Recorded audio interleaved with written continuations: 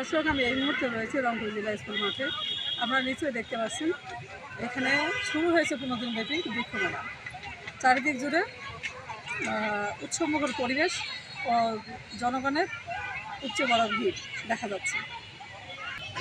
বৃক্ষ দিয়ে সাজাই দেশ, সমৃদ্ধি করি বাংলাদেশ, এই প্রতিপাদ্যকে সামনে রেখে আয়োজিত এই মেলায় সরকারি, বেসরকারি ও বিভিন্ন অধিদপ্তরের কর্মকর্তাগণ, শিক্ষার্থী ও সাধারণ জনগণ এই মেলায় অংশগ্রহণ করেছেন। এই মেলায় রয়েছে বনজ, ফলস, হিরোস, নানা প্রজাতির গাছ। এখানে মোট 56টি স্টল রয়েছে। সরকারি, বেসরকারি মিলে যে নার্সারিগুলো রয়েছে সেখানে বিভিন্ন স্তরের মানুষ অংশগ্রহণ করেছেন। এই মেলা আপনারা নিশ্চয়ই দেখেছেন, চতুর্দিকে মানুষের উপচে পড়া ভিড়। অনেকেই গাছ কিনছেন, বাড়িতে ছাদ বাগান তৈরি করেছেন।